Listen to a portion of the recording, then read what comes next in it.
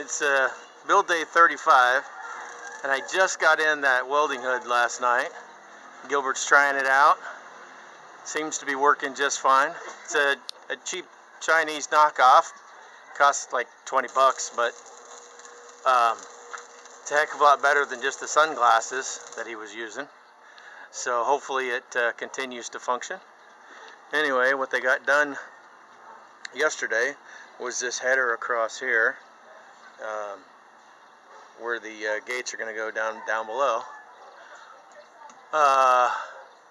And he's putting supports in, I believe, to hold the electrical feeds. That's the weatherhead and the mast right there for that unit. And this is the weatherhead and mast for this unit here.